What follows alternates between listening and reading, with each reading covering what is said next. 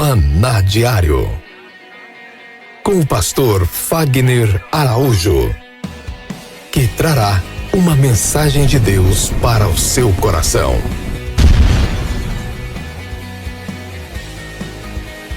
Que a graça e a paz do nosso Senhor e Salvador Jesus Cristo esteja sobre a sua vida hoje e para sempre. Eu sou o pastor Fagner Araújo, estarei com você nos próximos minutos, porque esse é o nosso Maná Diário. É o pão vivo que desce do céu para alimentar o meu e o seu espírito.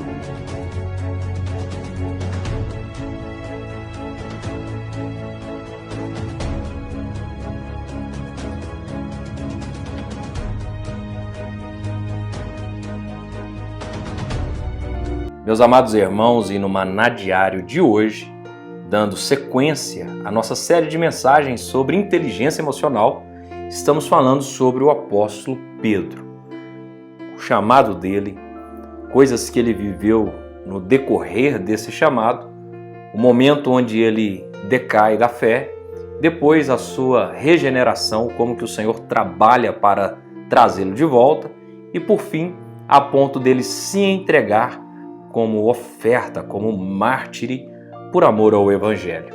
E hoje, dando sequência a esse assunto, falando de inteligência emocional, analisando a vida de Pedro, nós vamos ler Mateus capítulo 19, versículo de número 27. Então lhe falou Pedro: eis que nós tudo deixamos e te seguimos. Que será, pois, de nós? Jesus lhe respondeu: em verdade vos digo, os que me seguiste, quando na regeneração o Filho do Homem se assentar no trono da sua glória, também se assentarão em 12 tronos para julgar as 12 tribos de Israel. E todo aquele que tiver deixado casas, irmãos e irmãs, pai, ou mãe, ou mulher, ou filhos, ou campos, por causa do meu nome, receberá muitas vezes mais e herdará a vida eterna. Porém, muitos primeiros serão últimos, e últimos primeiros. Glória a Deus. Talvez você pense assim: pastor, por que Pedro fez esse questionamento com Jesus? Primeira coisa, no capítulo 19 ainda, do versículo 16 ao versículo 22, encontramos um episódio do jovem rico, que ele chega diante de Jesus e diz: mestre, o que eu farei de bom para alcançar a vida eterna? E Jesus traz para ele uma interrogativa, dizendo: por que me perguntas acerca do que é bom? Bom só existe um. Se queres, porém, entrar na vida, guarda os mandamentos. E ele lhe respondeu: quais? Jesus disse: não matarás, não adulterarás, não furtarás, não dirás falso testemunho, honra o teu pai e tua mãe, amarás o teu próximo como a ti mesmo. Replicou o jovem: tudo isso tenho observado, o que me falta ainda? Disse-lhe Jesus: se queres ser perfeito, vai e vende tudo que tens, dê aos pobres e terás um tesouro no céu. Depois vem e segue-me. Tendo, porém, o jovem ouvido essa palavra, retirou-se triste, por ser dono de muitas propriedades. Pedro presenciou esse fato. Pedro estava ali naquele local onde esse jovem rico chegou, e quando ele pergunta acerca da vida eterna para Jesus, Jesus aponta para ele mandamentos que são completamente horizontais, mandamentos que estão na categoria do nosso comportamento com o próximo, com as pessoas que estão à nossa volta. E ele diz para Jesus que tudo isso ele tem observado, o que ainda lhe faltava. Ou seja, por mais que ele guardava os mandamentos, por mais que ele tinha uma vida social perfeita, politicamente correta, religiosamente correta, ele ainda sentia que algo faltava na vida dele. E Jesus disse para ele: vende tudo que você tem, entrega para os pobres e depois você me segue. Jesus tocou naquilo que governava o coração dele. Jesus tocou naquilo que, na verdade, era o Senhor dele. Mamon era o Senhor da vida daquele jovem rico. E depois que aquele jovem rico ouve a respeito disso, ele vira as costas e vai embora, ele se retira, por ser dono de muitas propriedades e de maneira nenhuma querendo se desfazer daquilo que ele tinha, porque as suas posses, as suas propriedades ocupavam muito mais do que uma questão de conta bancária, muito mais do que cifras financeiras e posses, ocupava o coração dele. E isso era o que pesava. E ele virou as costas e se retirou. Quando ele se retira, está escrito o seguinte, no versículo 23, então Jesus disse aos seus discípulos, em verdade vos digo que um rico dificilmente entrará no reino dos céus. E ainda digo mais, que é mais fácil passar um camelo pelo fundo de uma agulha do que entrar um rico no reino dos céus. Ouvindo isso, os seus discípulos ficaram grandemente maravilhados e disseram, sendo assim, quem pode ser salvo?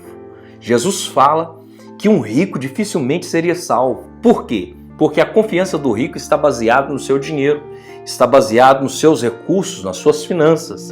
Ele não está dizendo que um rico não pode de espécie nenhuma ser salvo.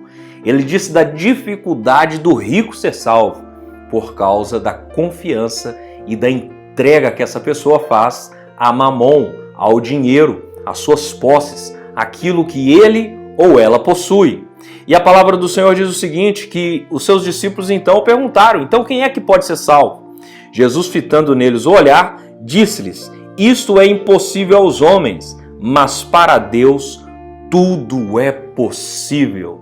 E aqui eu tenho certeza que vale para todos os sentidos da vida. Ou seja, nenhum ser humano pode reconhecer que Jesus é o Senhor, senão pelo Espírito de Deus. Seja o rico, seja o pobre, seja quem for, nós reconhecemos o senhorio de Cristo em nossa vida por causa do Espírito de Deus que nos convence do pecado, da justiça e do juízo.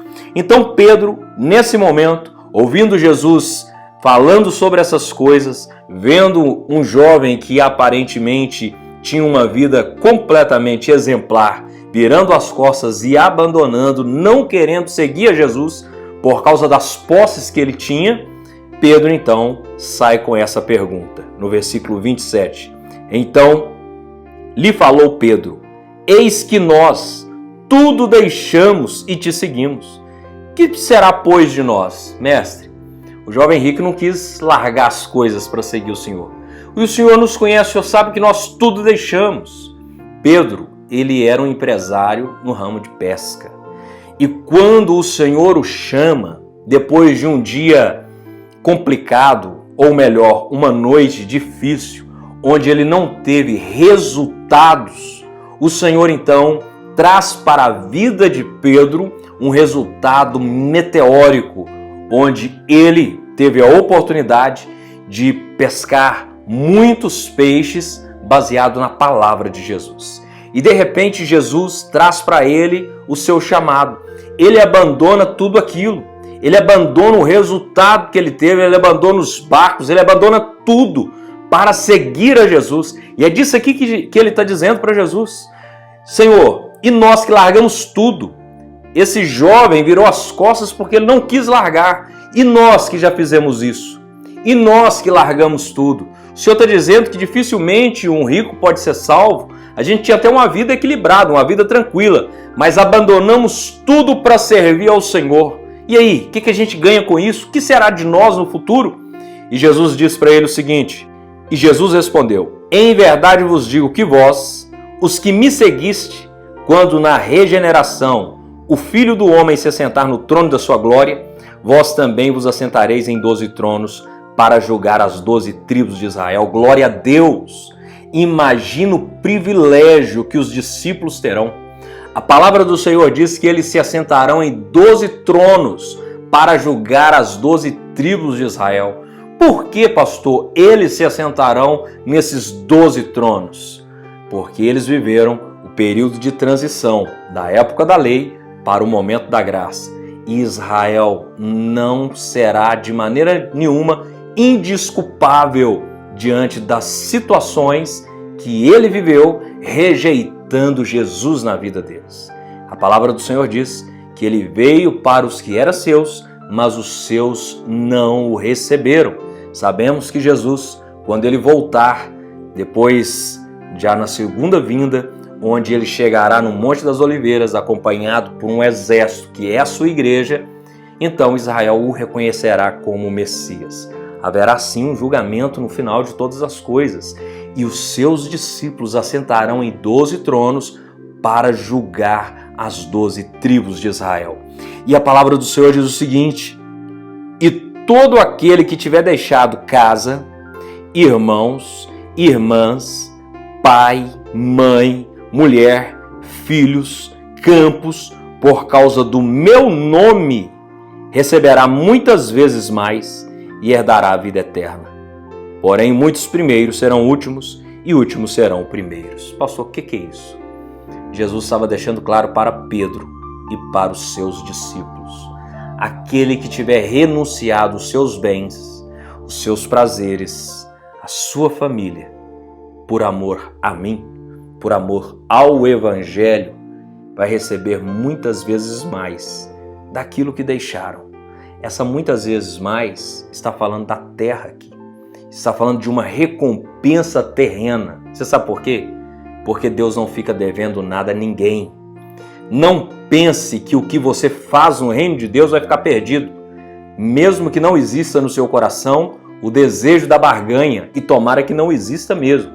Que nós venhamos trabalhar no reino de Deus sem buscar benefícios próprios, mas acreditando que o Senhor é que nos recompensará segundo a sua infinita graça e misericórdia.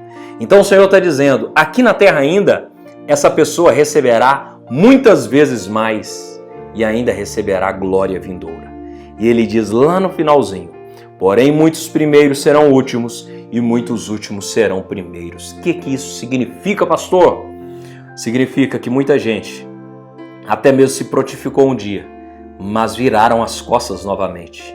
E agora, já no final dos tempos, que é exatamente esse momento que estamos vivendo, Deus tem levantado homens e mulheres, pessoas que nunca se manifestaram de maneira diferente antes, mas que estão sendo despertados agora, que com certeza estarão na fila para receber o galardão. Enquanto isso, tem muita gente abandonando, virando as costas e não querendo saber de nada. A pergunta de Pedro foi uma pergunta extremamente inteligente, porque ele sabia que estava caminhando com Cristo, ele viu alguém que não quis caminhar com Cristo e de repente ele diz: Senhor, e nós que largamos tudo para te seguir? E aí como que a gente fica nessa? O Senhor traz para ele a resposta. Pastor, onde está a inteligência emocional nisso? A inteligência emocional está ligada no fato de poder conversar tudo o que precisa com quem é necessário. Pedro poderia ter saído dali para questionar com os discípulos, para criar um montinho e trazer uma confusão, mas ele não fez isso. Ele falou diretamente com Cristo. Quem exerce inteligência emocional sabe sim que precisa conversar, que precisa questionar, porque quando eu proíbo o questionamento, eu estou atrofiando o conhecimento. Quando eu permito o questionamento, eu estou ampliando a oportunidade de conhecimento e de crescimento.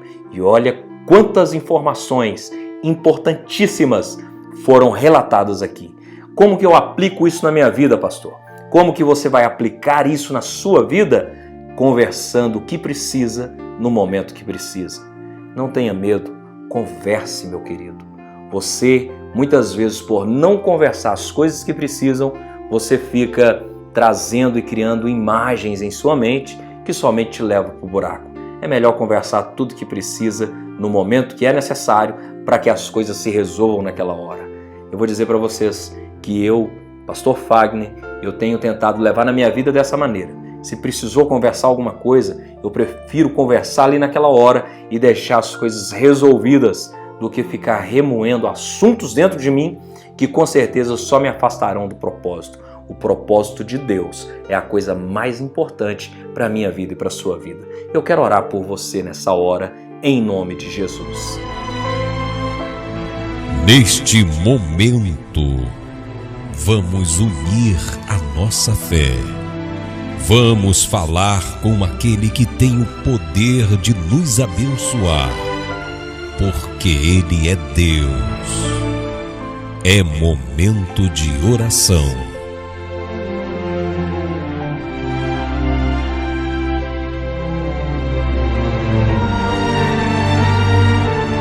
Pai, em nome de Jesus Cristo, eu oro nessa hora, abençoando cada uma dessas vidas agora. Meu Deus, o Senhor sabe qual é a luta dessa pessoa.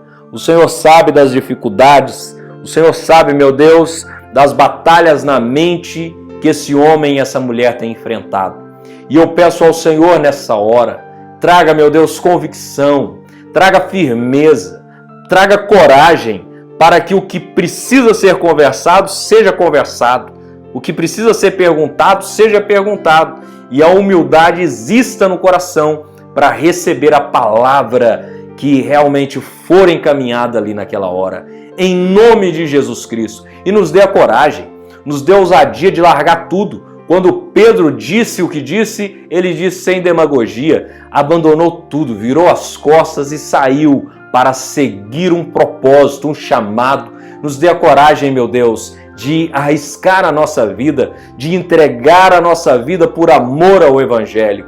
Em nome do Senhor Jesus Cristo, que nós não venhamos ficar presos em nada, que nós não venhamos ficar embaraçados em nada, mas que a nossa vida possa sim ser para a honra e a glória do Teu nome, em nome de Jesus. Que o Senhor te abençoe e te guarde, que o Senhor faça resplandecer o Teu rosto sobre ti e tenha misericórdia de ti. Que o Senhor sobre ti levante o teu rosto e te dê a paz. Antes de você sair, não esqueça de assinar a nossa página. Entre em contato com a sua network, com a sua lista de contatos e peça-os que assinem a nossa página. Nos ajude a chegar a 1000 inscritos. Curta esse vídeo, comente, compartilhe com o máximo de pessoas que você puder. Nos ajude a levar essa palavra para mais pessoas. Que Deus te abençoe e até amanhã, se assim o Senhor permitir. Se você gostou dessa mensagem, compartilhe com o máximo de pessoas que você puder. E se recebeu essa mensagem e quer receber mensagens diárias como essa, entre em contato conosco através do WhatsApp 659-9925-7557. Repetindo, 659-9925-7557. Que Deus te abençoe grandemente neste dia.